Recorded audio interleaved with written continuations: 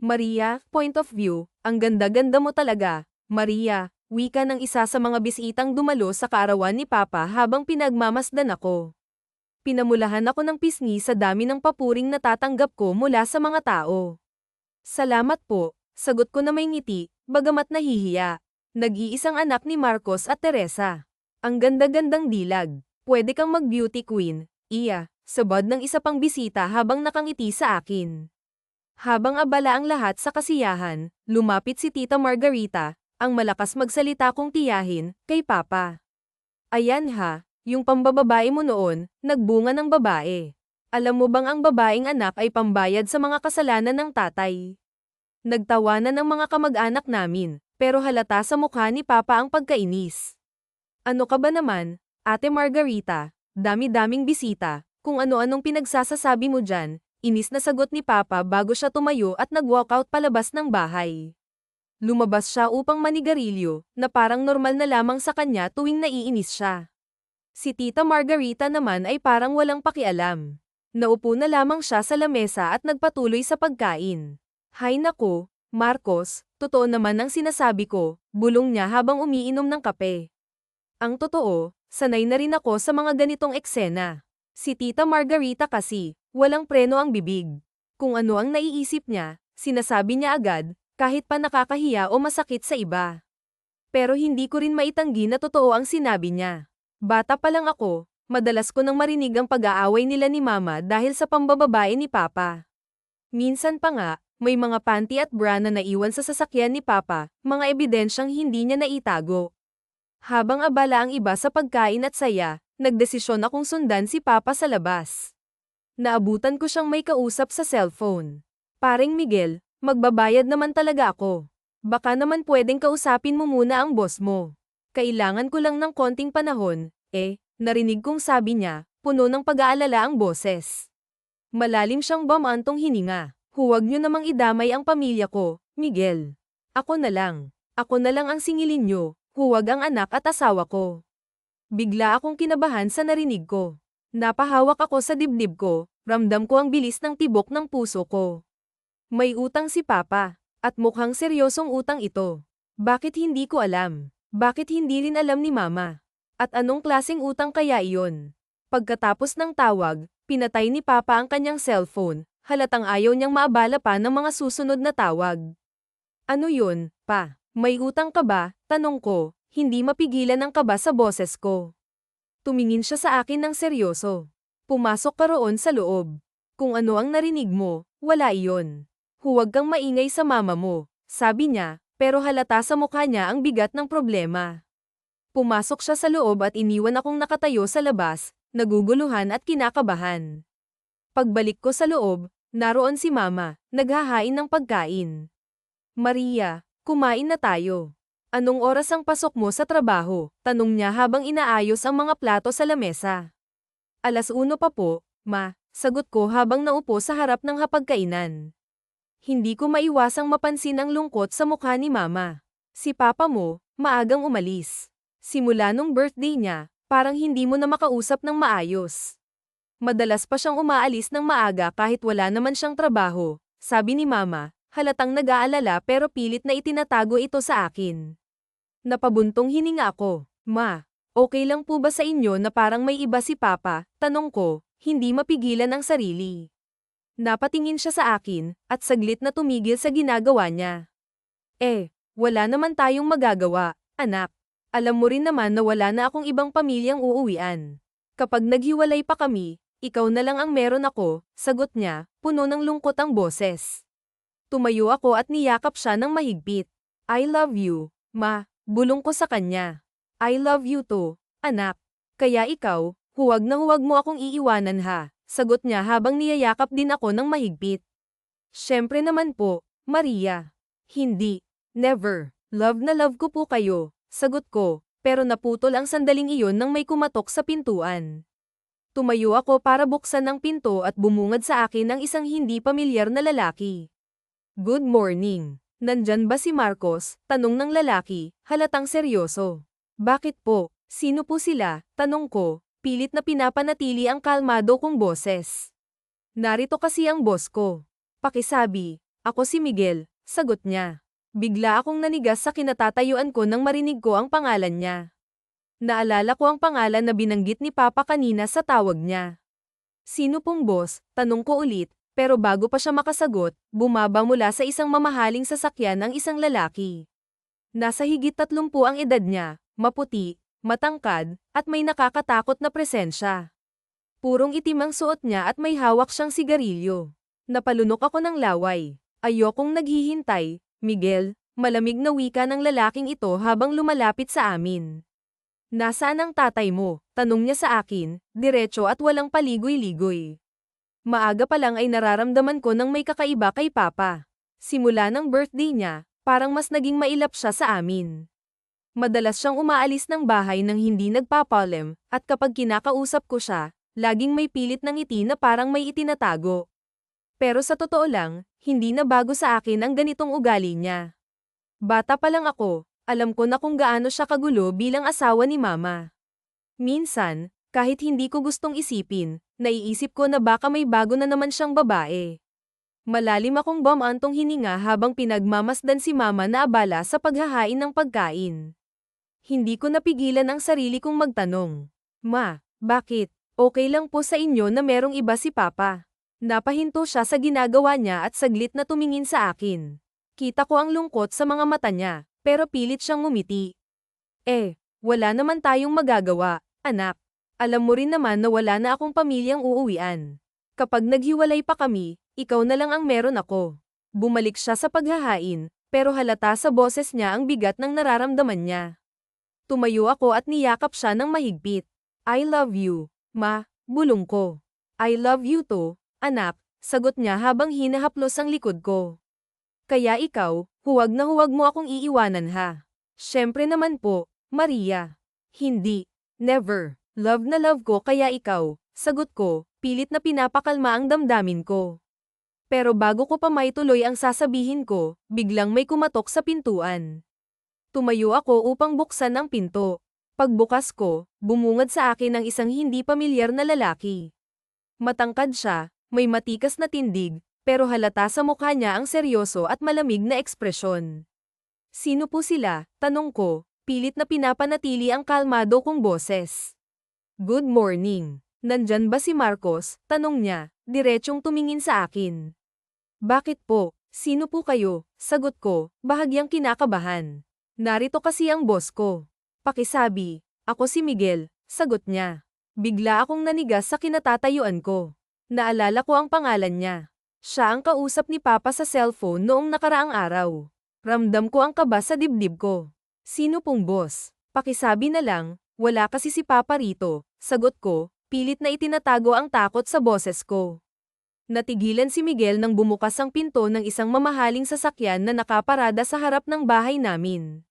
Bumaba mula rito ang isang lalaki. Nasa higit 30 ang edad niya, maputi, matangkad, at kakaiba ang presensya. Purong itim ang suot niya, at may hawak siyang sigarilyo. Napalunok ako ng laway habang pinagmamasdan siya. Ang aura niya ay nakakatakot, parang isang taong hindi mo gugustuhin kausapin.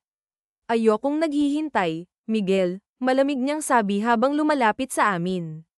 Tumayo siya sa harapan ko, titig na titig sa akin. Nasaan ang tatay mo? Tanong niya ng diretso. Ang boses niya ay parang yelo na tumagos sa dibdib ko. Marahan akong umiling. Pero naramdaman ko si Mama na bigla akong hinawakan sa braso, mahigpit na parang pinoprotektahan ako. Hindi ko po alam kung nasaan siya. Maaga po siyang umalis kanina, sagot ko, nanginginig ang boses. Pero bago pa ako makalayo, bigla niyang hinawakan ang braso ko ng mahigpit. Maria, bitawan mo ang anak ko. Ano ba? Sigaw ni Mama habang pilit akong hinahatak palayo.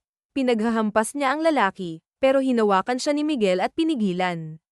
Ma, sigaw ko habang pilit na kumakawala sa pagkakahawak ng lalaking nakaitim. Bitawan mo ako, sigaw ni Mama habang nagpupumiglas. Pero ang lalaking nakaitim ay ngumiti ng malamig. Kung hindi magpapakita si Marcos, ang anak niyang babae ang magiging pambayad sa utang niya sa akin, sabi niya, ang boses niya ay puno ng pananakot. Nanlaki ang mga mata ko sa sinabi niya. Hindi ko inaasahan ang sumunod na nangyari, isang malakas na suntok sa sikmura ko ang nagpatamba sa akin. Naramdaman ko ang sakit bago tuluyang mawalan ng malay. Nagising ako sa isang madilim na kwarto. Ang unang bagay na naramdaman ko ay ang bigat sa aking mga kamay, nakatali ito. Nang idilat ko ang aking mga mata, nakita ko siya. Ang lalaking nakaitim, nakaupo sa harapan ko, titig na titig sa akin. Gusto kong sumigaw, pero hindi ko magawa dahil sa duct tape na nakatakip sa bibig ko. Ramdam ko ang takot na bumalat sa buong katawan ko. Lumapit siya sa akin, at marahang hinatak ang duct tape mula sa bibig ko. Napasigaw ako sa sakit. Parang nabunat lahat ng balahibo ko sa lakas ng pagkakahatak niya. Tatanungin kita ulit, malamig niyang sabi. Nasaan ang tatay mo? Hindi ko nga po alam, sagot ko, nanginginig ang boses. Sinabi ko na sa inyo, umalis siya nung araw na iyon. Malalim siyang bumantong hininga, halatang nawawalan na ng pasensya. Kung hindi siya magpapakita sa loob ng 24 na oras, ikaw ang magiging pambayad niya, sabi niya habang nakangisi. Tumayo siya at tumalikod. Mapapabilang ka sa kanila, dagdag niya, sabay turo sa isang sulok ng kwarto kung saan may mga babaeng nakaupo, lahat ay nakatali at mukhang wala ng pag-asa. Nanginginig ako sa takot. Ano ang gagawin ko? Paano ako makakatakas? At higit sa lahat, nasaan si Papa? Binuksan niya ang pintuan sa harapan namin. Pumasok ang 3 babae, lahat sila ay may malulungkot na mga mata, waring nawalan na ng pag-asa sa buhay. Hindi sila nagpakilala, tahimik silang lumapit sa kanya. Isa sa kanila ay marahang hinaplos ang kanyang dibdib, habang ang isa naman ay walang pag-aatubiling hinalikan siya sa labi. Kitang-kita kong pilit lang ang bawat kilos nila. Ang bawat galaw ay puno ng takot, hindi ng pagmamahal o kagustuhan. Nakakadiri, gusto kong masuka, hindi ko napigilan ang sarili kong sumigaw. Nagpupumiglas ako, pilit na kumakawala sa pagkakatali sa armchair kung saan ako nakaupo. Pero wala akong magawa, naiiyak na lamang ako habang pinagmamasdan ang nakakakilabot na eksena sa harapan ko. Ano ba itong pinasok ko? Bakit nangyayari ito sa akin? Makalipas ang 2 araw, naroon pa rin ako sa parehong posisyon. Hindi ko na maramdaman ang mga binti ko. Nangangalay na ang buong katawan ko. Ang bawat galaw ko ay may kasamang sakit. Gutom na rin ako, pero wala ni isang pagkain o tubig na dumaan sa akin. Pakiramdam ko, unti-unti akong nawawalan ng lakas. Bumukas ang pintuan. Pumasok ang lalaking iyon, ang halimaw na nagdala sa akin dito. Tumingin siya sa akin ng seryoso, walang bahid ng awa sa kanyang mga mata. May bisita ka, malamig niyang sabi. Nanlaki ang mga mata ko. Sino? Sino ang bisita ko? Biglang bumukas muli ang pintuan. Halos hindi ako makapaniwala sa nakita ko. Papa, sigaw ko, halos pumutok ang boses ko sa paghikbi. Papa, tulong. Papa, please, bayaran mo na siya. Umuwi na tayo, Papa. Ngunit hindi siya tumingin sa akin. Yumuko si Papa, at pamatak ang mga luha niya, sunod-sunod na bumagsak sa sahig. Para siyang batang walang magawa. Pasensya ka na, anak, mahina niyang sabi, halos pabulong.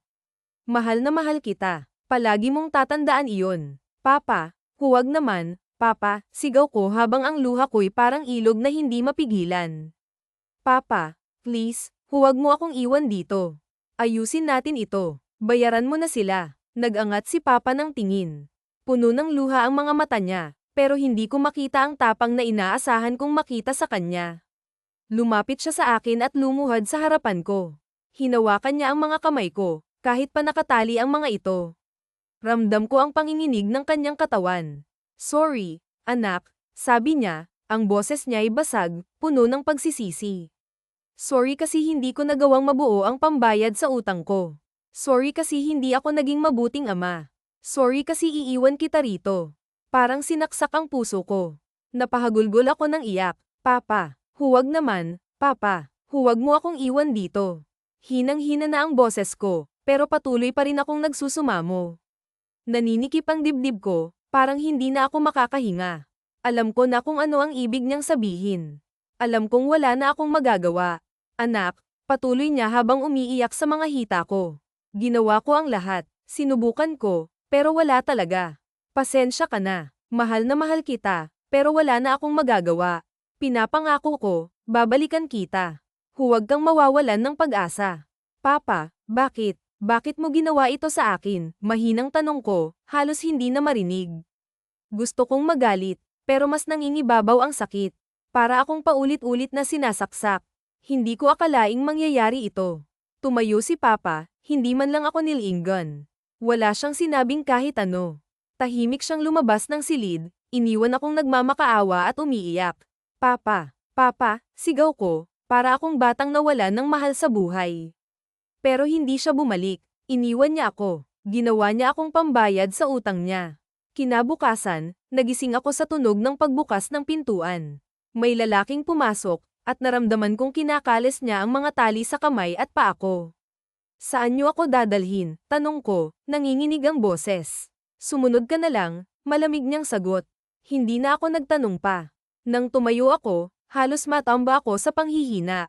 Nanginginig ang mga tuhod ko, pero pinilit kong maglakad. Dinala niya ako sa isang silid. Tinulak niya ako papalapit sa pintuan. Wala akong nagawa kundi pumasok. Pagpasok ko, narinig ko agad ang boses na iyon. I'm glad you're here, sabi niya.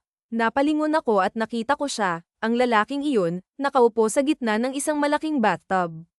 Nakahubad siya, at puno ng bula ang tubig. Mabilis kong niyakap ang sarili ko, pilit na tinatakpan ang katawan ko. Anong binabalak mo? Tanong ko, nanginginig ang boses. Lumapit ka sa akin, utos niya. Naluha ako at marahang umiling. Pero hindi siya natuwa, tumayo siya, at tumambad sa akin ang kanyang hubad na katawan. Mariin akong pumikit, nanginginig sa takot.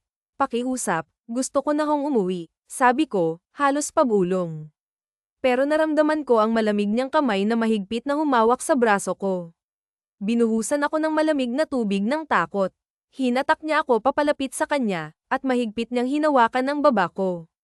Don't you dare, malamig niyang sabi, puno ng banta ang boses. Hindi mo alam kung anong kaya kong gawin. Huwag na huwag mong kalilimutan na akin ka na. Naiintindihan mo ba? Sunod-sunod akong tumango, nanginginig ang buong katawan ko. Wala akong magawa nang hatakin niya ako papunta sa bathtub. Lumusong ako sa tubig, nanginginig, at niyakap ang mga tuhod ko. Naupo siya sa likuran ko, at ramdam ko ang bigat ng presensya niya. Mariin akong pumikit, patuloy na umiiyak habang nararamdaman ko ang bawat galaw niya. Magkakasunod silang tumango at naupo sa tabi ko. Nakahilera kaming apat sa isang sulok. Noong una hirap na hirap kami rito eh. Hindi lang siyang gumagalaw sa akin, kung lihim kaming pinapasok ng mga tuhan niya at ginagamit, wala kaming magawa kung hindi ang umiyak. Naluha siya at ganoon din ako sa mga naririnig ko sa kanya. Kapag nabubuntis kami, nagpapadala siya ng tao para ipalaglag ang ipinagbubuntis namin. Posibleng mangyari yun sa akin. Bakit? Bakit hinayaan ng Panginoon na mangyari sa amin ang mga inosente? Do we really deserve this? Niyakap ko sila. Siguro'y hanggang dito na lang din talaga at ito na ang nakatagmarya sa akin. Lumipas pa ang mga araw, linggo, at buwan. Pumasok ang isang lalaki sa silid na kinaroroonan namin at itinuro ako. Ikaw, lumabas ka. Tumayo ako't sumunod na lamang, wala namang mangyayari kung mag-iinarte na naman ako. Pinapatawag ka ni boss. Umismed na lamang ako at hindi na nagtanong pa. Pumasok akong mag-isa sa isang silid na pinagdalhan sa akin ng lalaki. Sa loob ay naghihintay siya sa akin.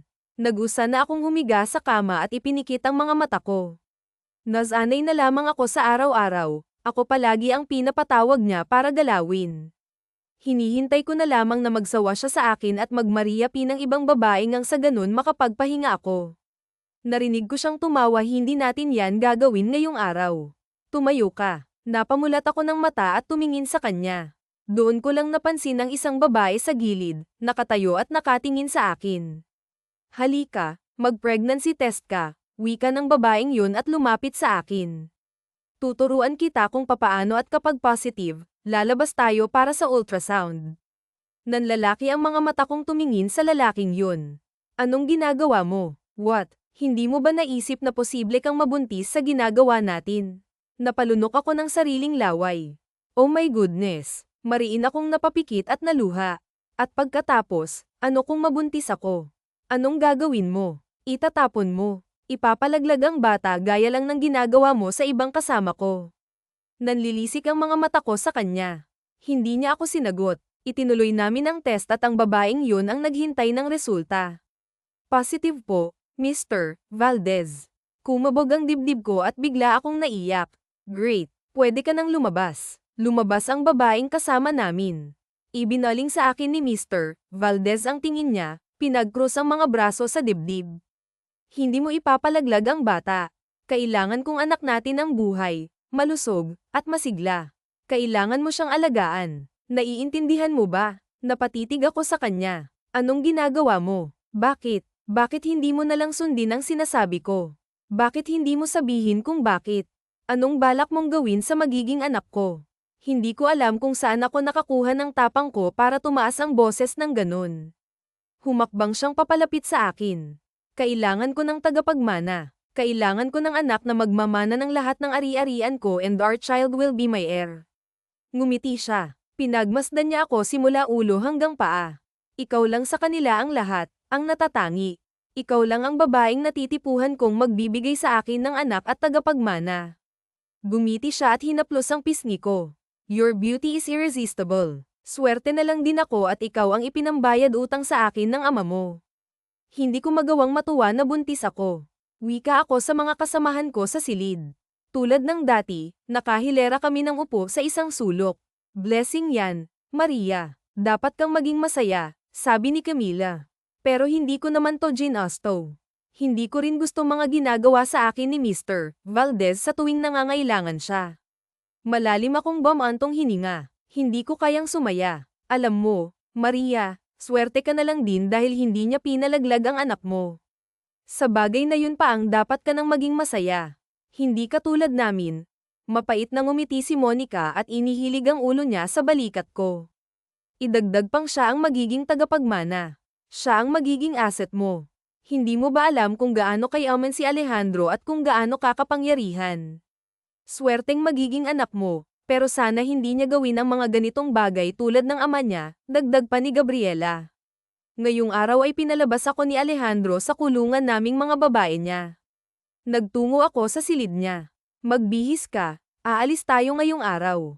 Pinagmasdan ko siya. Lalabas ako rito. Saan tayo pupunta? Tumalikod siya sa akin at inayos ang necktie niya. Magpapa-check up ka. Humarap siya sa akin ulit. Huwag kang maging masaya dahil kahit lumabas tayo ngayon, hindi ibig sabihin nun malaya ka na. Kahit balakin mong tumakas, Maha Maria P at Maha Maria P pa rin kita, tandaan mo. Alam ko kung nasaan ang magulang mo. Babalik at babalik ka pa rin sa akin. Ngumiti siya na para bang aso. Nakakatakot, isa siyang halimaw, at hindi ako makapaniwala. Inisnaban ko siya. Hindi ko alam kung anong kasalanan ko sa Diyos para gawin niya sa akin ang mga bagay na to. Malalim akong bumantong hininga. Nakakapagod. Hindi siya nagsalita, hindi kami nag-usap hanggang makaalis kami sa kanyang bahay. Wala akong kahit na isang bantay. Sapat na sa akin ang mga binitawan niyang salita. The baby is okay. Although may ilang bakterya silang nakita sa ihi mo, kailangan mong uminom ng antibiotics. Hinawakan niya ako sa kamay at inayang magpunta sa pharmacy. Binili niya ang kung anong mga gamot na inireseta sa akin. Bumalik kami sa lugar niya, at ako na ang nagkusang bumalik sa silid namin ng mga babae niya. At saan ka pupunta? Napatingin ako sa kanya. Sa loob. Bakit? May kailangan ka pa ba? Hindi ka na dyan matutulog. Simula ngayon, sumunod ka sa akin. Kumunat ang noo sa sinabi niya. Ililipat mo ako ng kwarto. Malayo sa kanila. No, please. Okay na ako rito please. Ayoko nang lumipat. At bakit sa tingin mo ba papayag ako na sa maraming lugar ka matutulog habang ipinagbubuntis mo ang tagapagmana ko? Please, nandito ang mga kaibigan ko. Kilala ko na silang lahat. Mas okay ako dito dahil may mga nakakausap ako. Humawak ako sa braso niya at lumuhad sa harapan niya. Please po, okay na ako dito please. Inis niyang binawi ang braso niya sa akin. Stand up, isasama ko sila sa lilipatan mong silid. Mabilis siyang tumalikod at umalis. Napatulala ako sa sinabi niya. Maya-maya nga lamang ay nakalipat na ako ng silid, at kasama ko nga silang tatlo, si Monica, Camila, at Gabriela. Totoo ba to? Nasa isang maayos na silid na tayo. Hindi makapaniwalang tanong ni Gabriela habang pinagmamasdan niya ang kabuuan ng bagong silid namin. Kaya nga, nakakatuwa dahil hindi na tayo sa sahig matutulog. May malaki ng kama. Oh, pwede na tayong magtabi-tabi. Sa wakas, malambot na rin ang hihigan ko. Pabagsak nang humiga si Camille sa napakalaking kama. Dapat tayong magpasalamat kay Maria at sa anak niya. Kung hindi dahil sa kanila, baka hindi natin to mararanasan sa habang buhay nating pagkabilanggo sa bahay na to. Mapait naman ang ngumiti si Monica at tumingin sa akin. Ikaw na siguro ang pinakamaswerteng babae. Salamat kasi pinaranas mo ang ganitong silid sa amin. Ang tagal-tagal ko nang hindi nakakahiga sa ganyang higaan.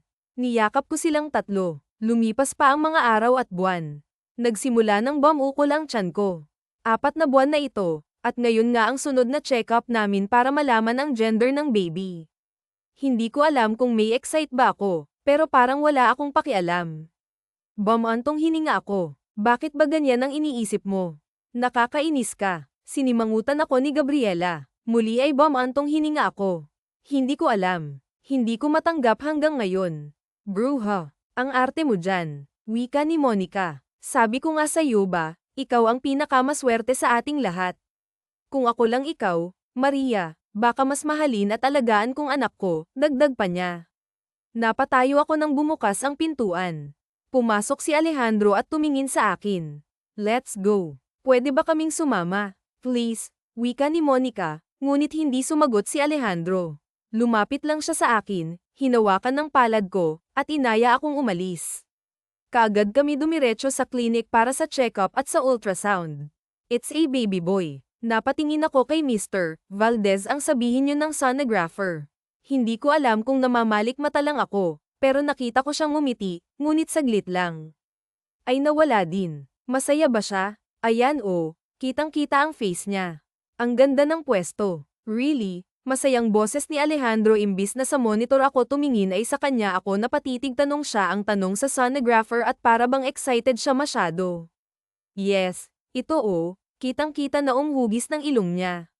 Damn, he's so cute. Wika ni Alejandro na lumapit pa sa monitor.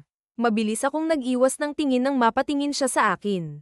Nagkunwari akong walang pakialam. Hindi ka ba masaya na lalaki ang magiging anak natin? Tanong niya sa akin. Tumingin ako sa kanya ng seryoso. Hindi. Hinding-hindi ako magiging masaya kahit lalaki o mapababae ba yan. Bigla na lamang nagbago ang aura ng mukha niya, bigla itong dumilim. Hindi niya nagustuhan ang sinabi ko. Kailangan kong ihanda ang sarili ko sa magiging galit niya. Pagkatapos ng ultrasound ay sumakay ako sa kotse niya. Hinigpitan ko ang kapit ko sa upuan at hinihintay kong buliyin niya ako, pero hanggang sa makaalis kami ay wala siyang ibang sinabi. May gusto ka bang kainin? Sabihin mo na kaagad habang nandito pa tayo sa kalsada. Ang focus niya ay sa kalsada at wala sa akin. Gusto kong kumain ng vanilla cake, tugon ko sa naging tanong niya. Hindi naman ako naging maarte sa pagbubuntis. Kahit anong ibigay niyang pagkain noon ay kinakain ko. Siguro ganun talaga kapag alam mong wala kang dapat na iarte. Are you sure? Tumango ako. Pero ayos lang kung huwag na. Hindi niya pinansin ang sinabi ko, nagpatuloy lang siya sa pagmamaneho. Maya-maya ay bumaba siya. Pagbalik ay may dala na siyang isang box ng cake. Ah, ang laki naman. Kahit sana isang slice lang. Hindi ko naman yan mauubos, wika ako at kinuha ang kahon. Ikaw ang bahala kung anong gagawin mo sa matitira but make sure na mabubusog at maayos ang kalagayan niyong mag-ina. Bigla akong pinamulahan ng magkabilang pisngi. Sa pagkakataon kasing to hindi lamang ang anak namin ang binanggit niya, kung hindi pati na rin ang kalagayan ko, pero may dapat ba talaga akong ikasaya? Makalipas ang ilang buwan, pabalik ako ng silid galing sa kwarto ni Alejandro nagmarinig kong nag-uusap sa kwarto sila Monica, Camila, at Gabriela. Simula nang dumating at magbuntis si Maria hindi na tayo pinalalabas. Si Mr. Valdez hindi na niya tayo kinakama. Dinig kang boses ni Monica. Ano ba yung pinagsasasabi mo, Monica? Ba mas okay na to kaya sa ginagamit niya rin tayo? Tanong ni Camila. Anong okay? Okay ka lang din ba Camila? Para tayong Monica Paka ni Maria dito nang dumating siya. Parang nabaliwala na tayo. Hindi ko alam kung ano bang dapat kong maramdaman sa naririnig ko ngayon mula kay Monica. Hindi ko akalaing nakakarinig ako ng mga ganoon mula sa kanya. Anong pinagsasasabi mo? Nasisiraan ka na ba ng ulo Monica? Para kang tanga dyan. Tumaas ang boses ni Gabriela. Hindi nyo ba napapansin CH puwer na tayo simula nang dumating siya kunyari aayaw pero ang totoo nilalandi niya rin si Mr. Ves para masolo niya para guminhawa ang buhay niya baka yun naiinggit siya nakakagala nakakalabas pasok sa kwarto na nakakakain ng masasarap at kung ano-ano pang hindi natin nararanasan noon hindi ako naniniwalang ayaw niyang mabuntis baka nga sinadya niya yun at nilandi si Alejandro sana ako nilang nagbuntis at nagustuhan ni Alejandro baka ang swerte-swerte ko rin Wika ni Monica na nakapagpanalo ang isip akong pumasok. Ba't ganyan ka mag-isip Monica? Tinuring pa naman kitang kaibigan. Halos mapatid ang lalamunan ko sa taas ng boses ko. Naiinis ako sa mga narinig ko sa kanya. Babae ka pa naman, napakawalang hiya mo. Bahagya akong naging emosyonal. Naiinggit ka sa akin. Sana nga ikaw na lang. Akala mo ba masaya ako? Akala mo ba natutuwa ako? Hindi bakit Monica kapag meron naman ako binabahagi ko rin sa inyo nung lumipat ako ng kwarto sinama ko kayo hindi ko matanggap na ganyan pa ang maririnig ko sayo. Hinawakan ni Teresa Camila ang magkabilang braso ko para alalayan ako buntis ka hayaan mo na lang si Monica wika ni Camila at hinaplos ang likuran ko tama na yan tama na si Gabriela naman ay nalalayan ako dahil para bang nanghina ang tuhod ko, malandi nilandi si Mr. Vales paano mong nasabi yan hindi mo alam kung gaano ko pinandidirihan ang sarili ko dahil sa ginagawa niya sa akin wala kang alam sana nga ikaw na lang Monica sana ikaw na lang dahil hindi ka marunong makontento kakadiri ka Maria tama na tumaas ang boses ni Camila at humigpit ang pagkakahawak niya sa akin Maria dinudugo ka nagulat ako sa isinigaw ni Gabriela napatingin ako sa mga binti ko doon ko nakitang umaagos na ang napakaraming dugo hanggang sa paa ko sa takot ay bigla na lamang akong nawalan ng malay sa sunod na pagmulat ng mga mata ko ay nasa loob na ako ng operating room okay patutulugin muna namin kayo mami ilalabas na natin si baby wika ng isang nurse at mayon silang itinurok na gamot sa dextrose na nakatusok sa akin kasunod nun ay nawalan na ulit ako ng malay is it normal 9 na oras na siyang tulog boses ni Alejandro ang narinig ko yes it's normal sir kailangan niya kasi ng pahinga she's awake lumapit ang nurse sa dextrose ko at merong inayos nakita niyang nagmulat ako ng mga mata at nagmamadali silang lumapit sa akin than goodness mulos ni Mr. Valdez at tumingin sa akin mahigit nagising ka na hindi kasi nila dadalhin ang bata dito nang hindi ka pa nagigising labas na po ako sir lumabas ang nurse at naiwan kaming dalawa naramdaman ko ang kirot sa gawing tiyan ko nang kumilos ako Cesar Ian wika ako at tumingin sa kanya paano yon nangyari halos hindi ko naramdamang nanganak ako nagising na lang ako nang may tahina ang tiyan ko at nakapanganak na para lang akong nananaginip tinulungan niya akong makaupo kamusta isang bata the baby is okay he's safe and healthy magpagaling ka at ihanda mo sa akin ang dahilan kung bakit napaaga ang panganganak mo tumango ako pero hindi ko muna inisip ang dahilan mabuti naman bakit nandito pa rin ako bakit ayaw mo ba munang magpagaling nandito ka para magbawi at magpalakas pagkatapos ay uuwi na tayo uuwi pa ako bakit humigpit ang pagkakahawak ko sa kama hindi ka pa rin ba tapos sa akin hindi pa ba sapat na nabigyan? Kita ng anak hindi ba baka po pwedeng paalisin mo na ako please bigla akong naluha ngunit kailangan kong maging matapang tumikim siya at sumeryoso ang mukha seriously ganyan lang ba saw kadaling iwan ang sarili mong anak after giving him to his father you want to run away na parang walang nangyari dumilim din ang kanyang aura at masama ang tingin sa akin na palunok ako ng sariling laway hindi ako nakapagsalita para bang may gumuhit sa dibdib ko sa sinabi niya ganon na nga ba ako kasama bakit ako paong parang masama dito na ikayam niya ang kanyang kamao mahalaga lang basaw ang paglaya mo mula sa akin lumapit siya't hinawakan ako sa braso ng mahigpit well I'm sorry to tell you but hanggat walang nababayad sa akin ng ama mo mananatili ang akin habang buhay may diing wika niya at padubog na binitawan ng braso ko tumalikod siya mula sa akin ibig mong sabihin walang halaga saw ang anak natin muli akong napalunok ng laway yumuko ako gusto ko lang makauwi at makalayo mula sa iyo exactly anya at tumingin sa akin ang puno ng galit pero sisiguraduhin kong kahit na sa panaginip hindi mangyayari yung dugtong niya at galit na lumabas ng silid. Ang sama-sama ko ba? Kakaiba ba ako? Walang inang gustong iwan ng anak sa kahit na kanino. Naiinis ako sa sarili ko. Kinagabihan ay bumalik sa silid ko si Alejandro. May dala siyang pagkain. Kumain ka muna, hindi niya ako tinitignan. Nasaan ang baby? Nauutal na tanong ko. Hindi mo na siya kailangan pang makita at hinding-hindi ko siya ipapakita sa'yo. Bakit, nanlalaki ang mga mata ko? Bakit, Alejandro? Pati ba naman yon ipagkakait mo sa akin?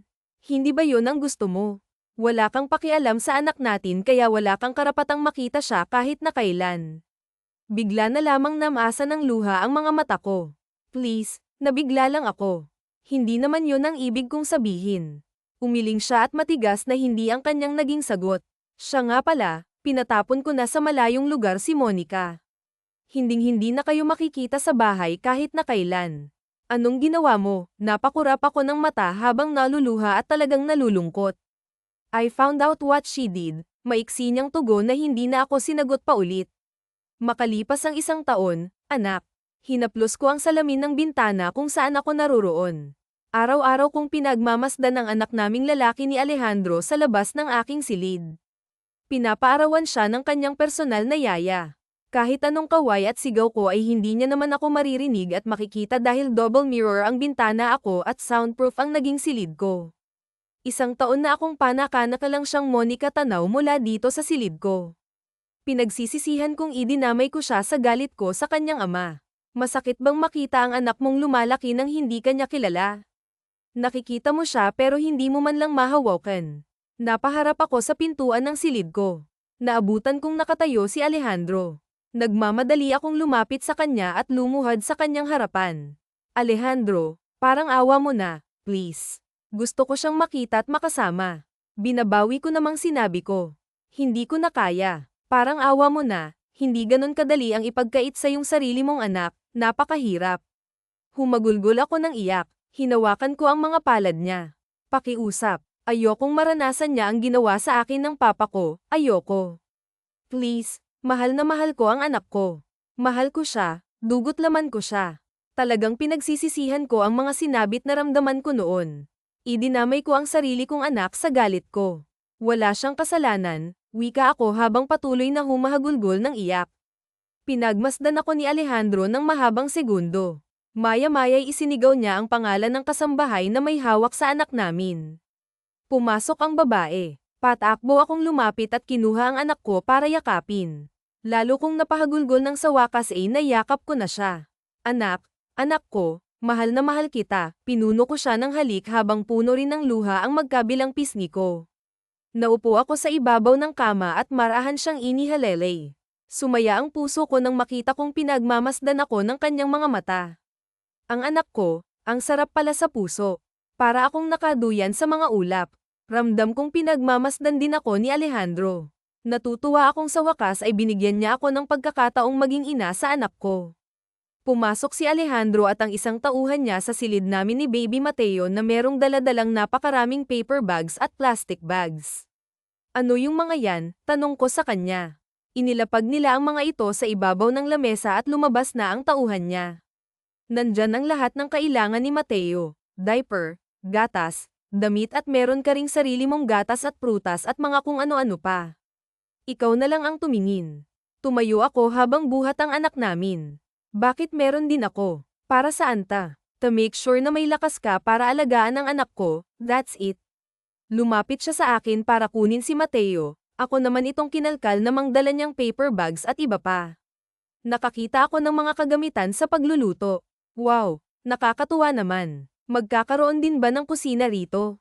No, lilipat tayo sa bahay na binili ko. You will live with me. Mabilis akong humarap sa kanya at napanganga. Pinagmasdan ko ang kabuuan ng bagong bahay na binili ni Mr. Vales.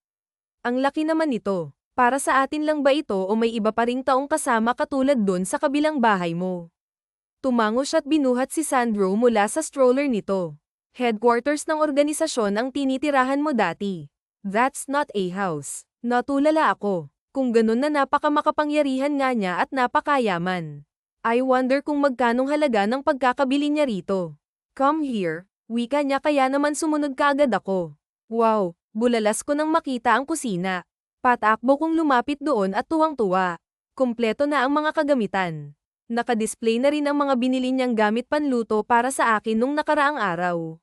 Nakakatuwa naman. Marunong ka bang magluto? Mabilis akong tumango sa naging tanong niya. Namana ako kay mama ang skills ko sa pagluluto.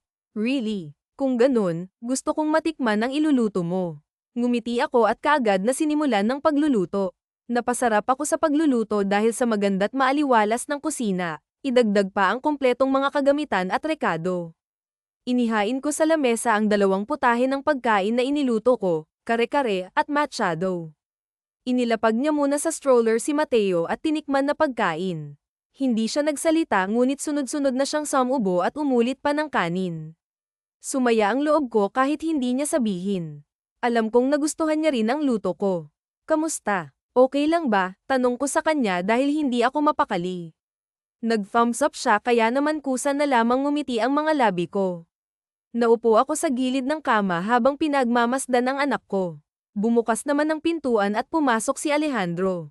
Nahiga siya sa kama ng diretso at humarap sa nahihimbing na si Sandro. Dito ka matutulog, tak ang tanong ko.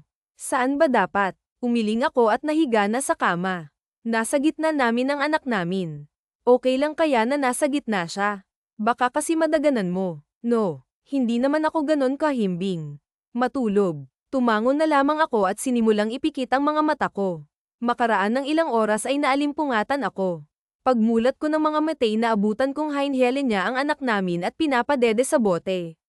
Isang taon na si Mateo at hindi siya nakapag-breastfeed sa akin kaya naman hanggang mag-isang taon siya ay formula milk ang gamit niya. Lihim ko silang pinagmamasdan. Mahinang kinakantahan ni Mr. Ves ang anak namin at hinihele para makatulog ulit. Hindi ko alam kung bakit parang kusa na lang ngumiti ang mga labi ko. Maaga akong bumangon sa kama para magluto ng agahan. Nagising akong wala ng mag-ama ko sa kama. Lumabas ako ng bahay at nakita kong nagbibilad sila sa Erwan. Lumapit ako. Alejandro, it's Alejandro. Napakurap ako nang putulin niya ang pagtawag ko sa apelido niya. Alejandro ang pangalan mo. Tumango siya't nag-iwas ng tingin. Pwede ring Alejandro kung nahahabaan ka, wika niya, pero masanay akong Alejandro eh. Pues sanayin mo ng sarili mo sa pangalan ko. Tumango na lamang ako. Magluluto na ako. Baka hindi na ako makakain. Aalis din kasi ako para sa isang business meeting. If you want, pwede kang sumama kasama si Mateo ha. Hindi ko na uulitin yun. Bigla siyang naging masungit. Sorry. Sige na, mag-aasikaso na ako. Nagmamadali akong pumasok sa loob ng bahay para mag-ayos ang sarili. Kabilang sa mga baniling gamit ni Alejandro ay napakaraming cosmetics at meron akong sariling vanity table sa kwarto namin. Nakakatuwa pero pakiramdam ko hindi ako pwedeng matuwa. Dito na lang kami ni Mateo sa kotse. Sambit ko ng iParada ni Alejandro ang sasakyan sa tapat ng isang napakalaking gusali. No, sasama ka sa loob pero, naputol ako nang bumaba siya ng sasakyan at umikot sa gawi ko para kunin ang anak namin. Sumunod naman ako at nagulat nang hawakan niya ang palad ko. Business meeting legal ba to o tulad pa rin sa dati? Tanong ko na hindi ko alam kung saan ako kumuha ng lakas ng loob. What? Wala. Sorry na. Monica, kipan ko na lamang ng palad ko ang mga labi ko at nagpatianod ako sa kanya papasok sa loob. Good morning, Mr. Vales. Bati ng isang matabang lalaki na nilapitan kami at nakipagkamay. Good morning, Fernando. This is my son, Sandro, and this is Maria. Ngumiti ako sa lalaki. My wife. Napatingin ako kay Alejandro sa idinugtong niya. Teka. Muli akong natigilan ng marahan niyang pisilin ang palad ko. Pumasok kami ulit sa isang malaking silid kung saan napakaraming tao ang naghihintay. Pinamulahan ako ng pisngi at naupo sa tabi ni Alejandro. Mahimbing naman na natutulog si Mateo nang magsimula ng kanilang meeting. Anong ginagawa mo? Gusto mo bang mapahiya? Bakit mo pa kami sinama dito ni Mateo kung alam mong isang formal meeting pa ang pupuntahan mo? Kaagad na bulyo ko kay Alejandro nang lumabas ng silid ang lahat ng tao at maiwan kami dahil tapos na ang meeting. Ano bang sinasabi mo? Tumayo siya at inayos ang kanyang necktie. Tumingin siya sa akin. Hindi ka ba masaya na pinakilala kitang asawa? Kumunat ang noo ko. Bakit parang utang na loob ko yun? That's not what I meant. Mixing sagot niya at dumilim na naman ang wangis ng kanyang mukha. Umuwi na nga tayo, wika niya at nagbati na sa akin umalis. Bumalik siya para kunin sa akin si Mateo at iniwan ako ulit. Napabuntong hininga na lamang ako. Kinagabihan ay sabay kaming kumain. Pagkatapos ay pumasok sa kwarto para mag-asikaso sa pagtulog. Nauna siya sa aking pumasok sa banyo at naligo. Naisip kong ilipat ang mga gamit niyang nasa ibabaw ng kanyang study table. Inayos ko sa pagkaka-file ang mga papel hanggang sa may makita ko na tulala ako at natigilan. Hinintay ko siyang makalabas. Balak ko sanang itanong yun pero hindi ko na ginawa. Nakatitig lamang ako sa kanya. What? Iritableng tanong niya pero umiling lang ako. Tulala ako buong magdamag at iniisip ang bagay na yun. Makaraan ng ilang linggo naging normal ang buhay naming magkasama sa iisang bubong at napakalaking bahay. Sa loob ng ilang linggong lumipas hindi ko nakitaan ng masamang pagkatao si Mr. Vales o Alejandro tulad ng kung ano ko siyang nakilala noon. Pwede ba akong lumabas? Gusto ko sanang bumili ng ilang ingredients, paalam ko sa kanya habang abala kami sa panonood sa theater room. Ingredients. Nasa kusina ng lahat ng kailangan mo. Naisip ko kasing mag-bake kaya lang. Pinagsalikop ko ang mga palad ko at paawang na tumingin sa kanya. Kaya lang wala akong pera. Sa paanong paraan ba ako makakahiramsaw ng pera at paano ko rin mababayaran? Mahina siyang tumawa. Seriously. Tumango ako. Pero hindi naman ako uutang ng ganun kalaki sa hiniram ni Papa noon, never. Muli siyang tumawa at napahinto, ngayon ko lang kasi siya nakitang tumawa, parang nakakahawa. You don't have to borrow money. Pupwede naman kitang bilhan at samahan. Huwag mo engayahin ang ama mo. Mapait akong gumiti. Salamat. Nahihiya akong sambit. Alejandro, point of view katatapos ko lang makipag-usap sa isa sa mga tauhan ko nang pumasok si Maria sa loob ng silid. Oh, may kailangan ka ba? Tanong ko. Umiling siya at nakangiting inilapit sa akin ng isang kahon na binili namin kanina. Ano naman yan? Tanong ko. Tignan mo at buksan. Huwag kang mag-alala. Wala yang bomba, mahina pa siyang tumawa. Monica and gigap ko ang kahon na tinignan. I don't know how to react when I saw a slice of cake inside. Ginawa niya yon at inilagay sa loob ng kahon na ipinabili niya sa akin. What's this for? Pakiramdam ko espesyal ang bagay na para sa akin. Wala naman, naisip ko lang kasing mag-bake total kumpleto naman ang gamit ko sa kusina.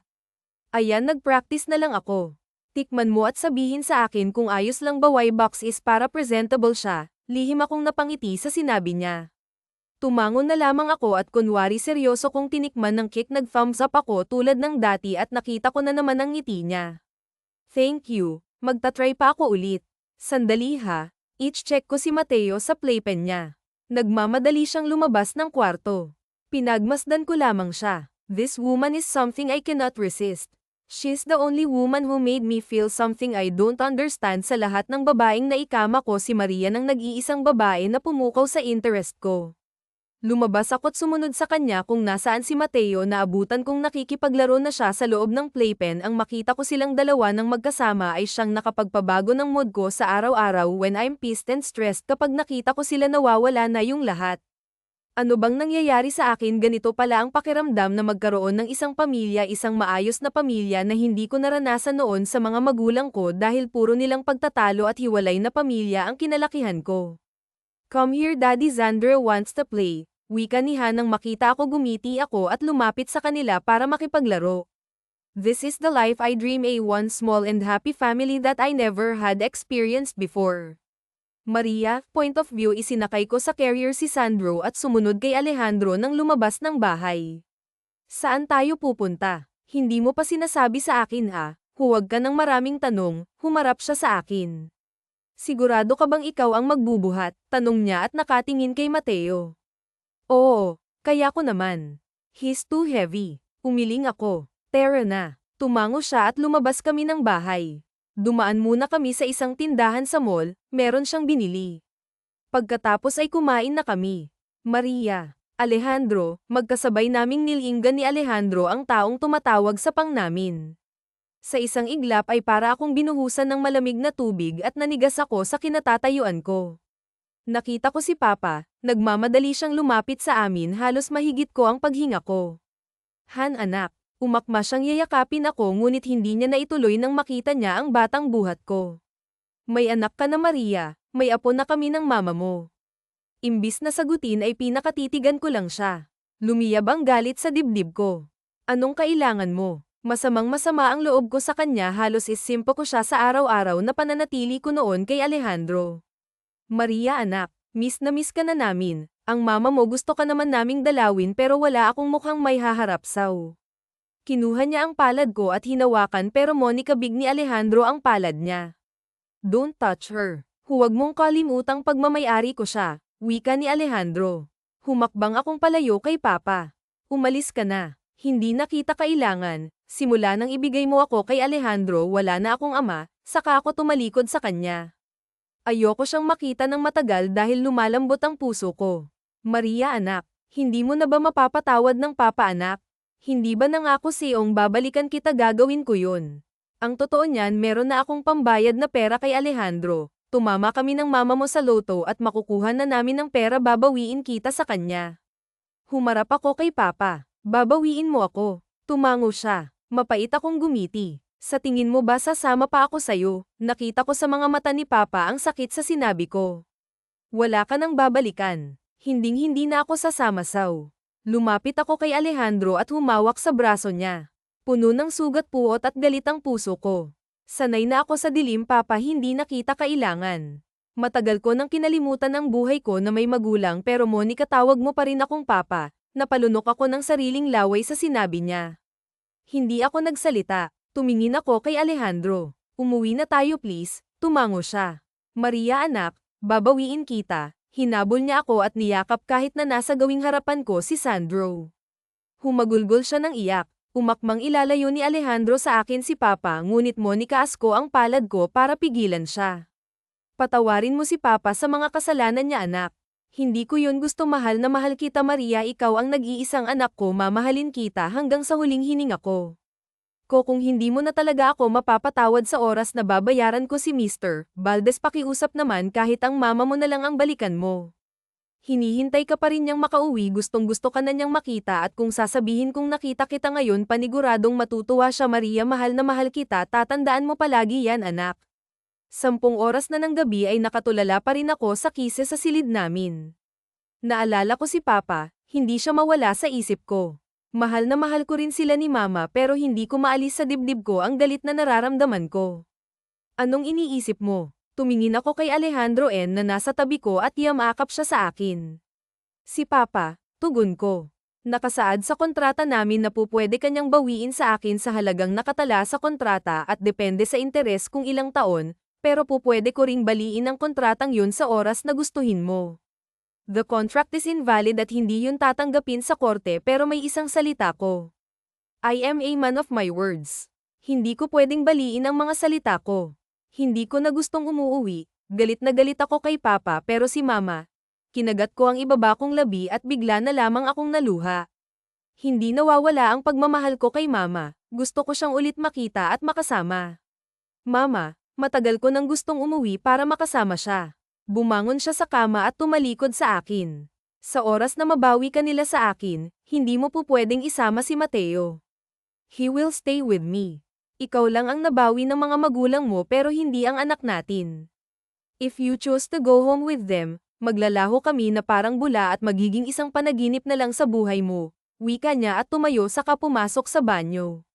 Bigla na lamang nagsunod-sunod ang luha ko, hindi ko napigilan. Anong ibig niyang sabihin? Pinapapili niya ba ako sa pagitan nila ng mga magulang ko? Huwag mo naman akong papiliin, wika ako nang lumabas siya sa banyo. Ngumiti siya. I am not. Yun ang katoto Maria Maria, wala tayong relasyon, walang kahit na anong namamagitan sa atin at ginamit lang kita para magkaroon ako ng isang anak na magmamana ng mga ari-arian ko. Mateo is mine at kung anumang mangyari sa pagitan natin ay ituring mong isang panaginip yun. Bakit parang mas malaking sampal ang sinabi niya sa akin ngayon? Para akong sinampal ng lason na may tinik ng paulit-ulit, naninikip ang dibdib ko. Makalipas ang 1 linggo, magbihis ka, aalis tayo ngayon. Iiwan ko muna si Mateo sa mag-aalaga sa kanya. Kumunat ang noo ko sa biglaang sinabi ni Alejandro habang nagluluto ako sa kusina. Lumapit ako sa kanya habang Monica tanggal ang apron ko. Saan tayo pupunta? Mukhang importante Tumango siya. Bumaba ka kaagad pagkatapos mong magbihis. Kaagad akong nag-asikaso gaya ng sabi niya at maaga kaming umalis ng bahay. Iniwan namin si Mateo sa isang kasambahay na pinagkakatiwalaan ni Alejandro. Kahit nalabag sa loob ko bumaba ako ng kotse niya ihinto niya ito sa tapat ng sakayan ng mga speedboat, maangin sa paligid at tanaw ko ang malawak na saklaw ng dagat sa paligid namin. Anong gagawin natin dito? Tanong ko sa kanya. Pinamulan niya ang kanyang mga kamay at seryosong tumingin sa akin. It's time to go home, Maria. Ipinadala na sa akin ang papa mo ang kabuuan ang bayad sa utang niya sa akin. You're free now. Natulala ako sa kanya. Bigla halos hindi kaagad rumahistro sa isip ko ang sinabi niya. Hindi na siya nagpakita sa'yo dahil ayaw niyang sumama ang loob mo. Uuwi ka ngayon sa probinsya kung saan naghihintay ang mama mo. Naghihintay na siya sa'yo. Ang papa mo naman na nga akong hindi na magpapakita sa'yo kahit na kailan dahil hindi niya gustong paulit-ulit na bumalik sa isip mo ang masamang ginawa niya sa'yo sa tuwing makikita mo siya. Pinapalaya na kita, Maria. Pwede ka nang umuwi. Mabilis siyang tumalikod at naglakad paalis. Magkakasunod na pamatak ang mga luha ko. Ganun lang ba yun kadali sa'yo, Mr. Valdez?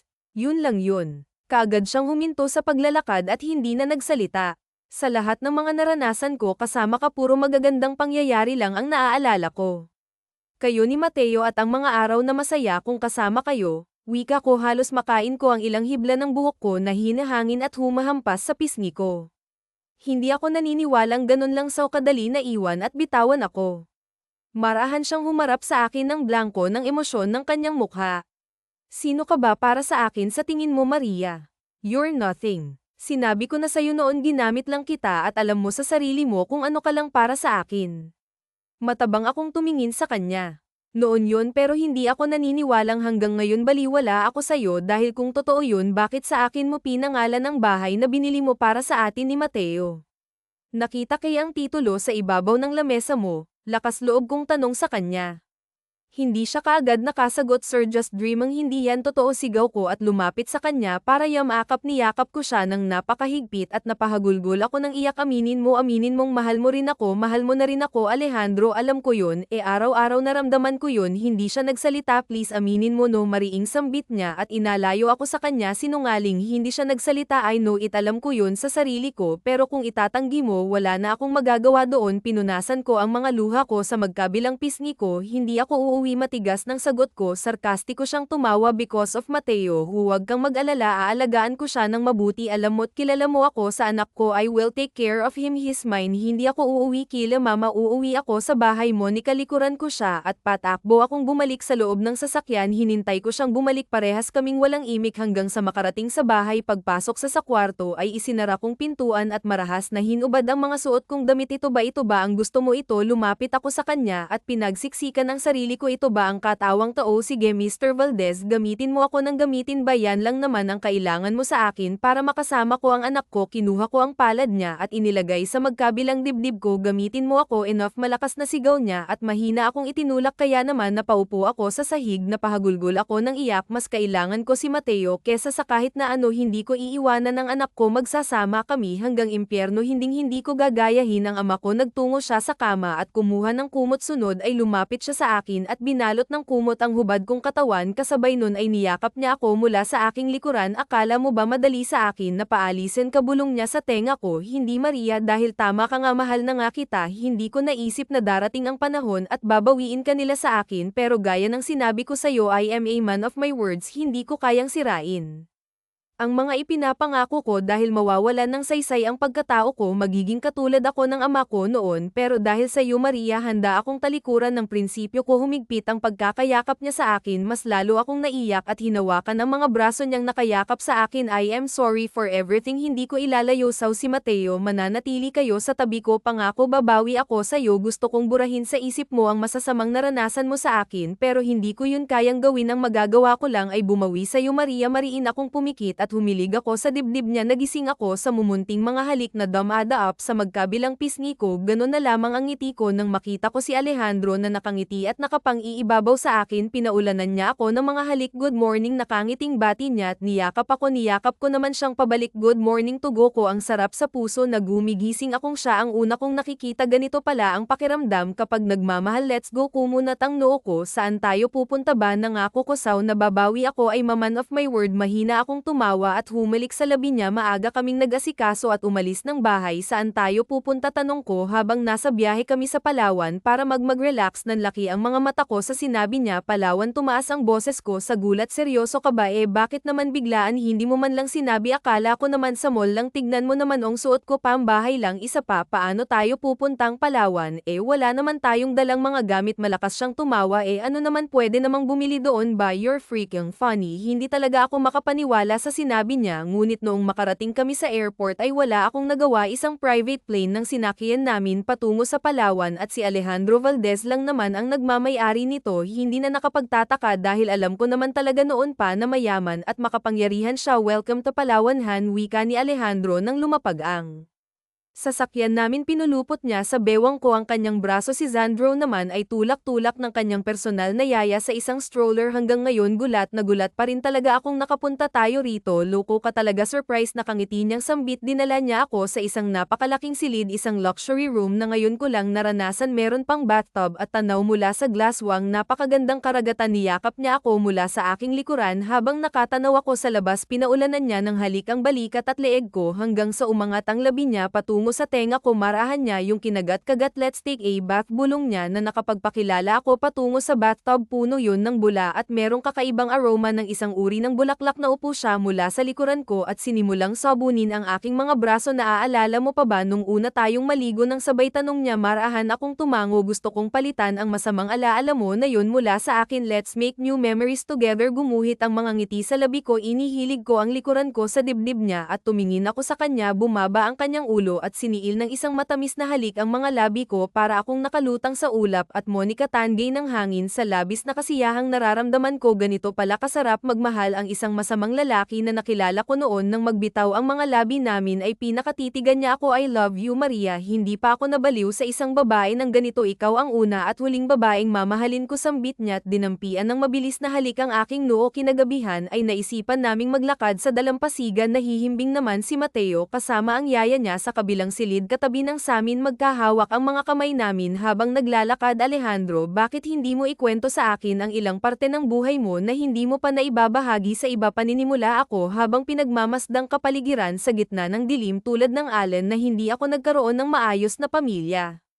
Noon anong ibig mong sabihin tanong ko sa kanya huminto sa paglalakad at pinagmasdan siya nag-iwas naman siya ng tingin lumaki ako sa maingay na bahay pagmumura pag-aaway ng mga magulang ko ang araw-araw kong naririnig tumahimik lang paligid ko nang maghiwalay na sila at magsulong ako I bought my house at 16 na maaga akong nagtrabaho at gumawa ng pera puro pera ang nasa isip ko hanggang sa makamit kong kung anong meron ako pero aminado akong sa maraming gawain ako namulat alam kong alam mo kung anong klaseng tao ako Maria tumango ako hindi ka man lang ba natatakot sa akin umiling naman ako sa naging tanong niya bakit nakalimutan mo na ba ang ginawa ko sa iyo at sa mga babaeng nakasama mo noon I'm using women isa ka sa nakaranas ng karahasan ko oo pero nag-iisa akong tao na nakakita rin ng mabuting pagkatao mo alam kong kahit na kailan hindi mo ako magagawang saktan ulit gaya ng dati hinawakan niya ang magkabilang palad ko at seryosong tumingin sa akin mahal kitahan at kahit hindi ko yan araw-araw na sabihin alam kong nararamdaman mo yun sinisikap kong baguhin ang buong pagkatao ko para sa inyo ni Mateo pinapangako ko sa iyong magiging mabuting ama at asawa ako sa iyo bigla na lamang siyang lumuhad sa harapan ko gusto kitang makasama habang buhay magpakasal tayo Maria napatakip ako ng palad sa mga labi ko Alejandro pwede ba kitang maging asawa will you marry me naiiyak akong tumango tumayo siya at mahigpit akong niyakap yes Alejandro I will marry you pakakasalan kita kahit saang simbahan pa yan nang umuwi kami mula sa bakasyon ay hindi ko akalaing nakahanda na pala ang lahat para sa isang intimate wedding namin ang lahat ay isang surprise at talagang surpresa ako sa garden ng bahay isinagawa ang aming kasal at piling mga tao lamang ang mga bisita nang maglalakad ako sa red carpet papalapit kay Alejandro hindi ko maiwasang malungkot at mapatingin sa mga bisitang naroroon hindi rin pala masayang ikasal ng walang mga magulang mo nalulungkot ako ngunit hindi dapat dahil ito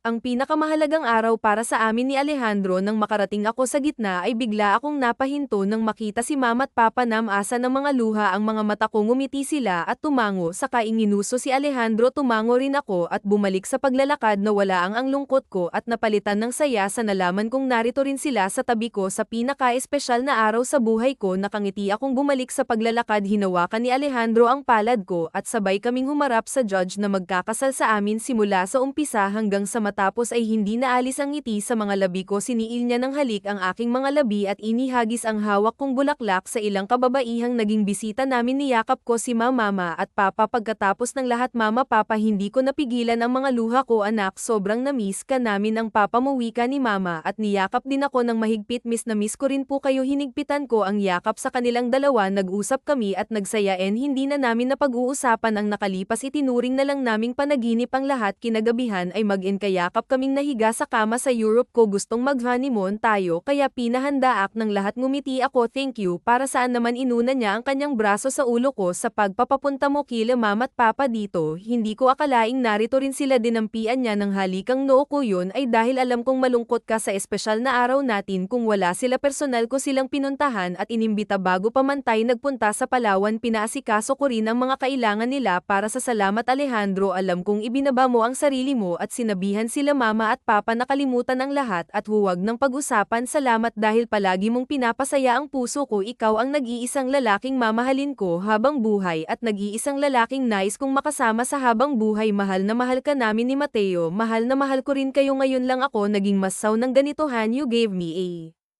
home and a happy family I will never do anything that might ruin what we have gusto kong tumanda ng kasama ka at ang 12 nating mga anak mahina ko siyang hinampes sa dibdib loko Lin gawa talaga bakit hindi kaya ko naman silang buhayin napaisip ako pero kaya ko ba yun humagalpak siya ng tawa sinimangutan ko tuloy siya I'm just king of course kung ilan ang ibibigay sa atin ayos lang hinalikan niya ako sa labi at mas lalong hinigpitan ng pagkakayakap sa akin mahal na mahal kita Maria at hindi magbabago yun hanggang sa pagtanda wakas.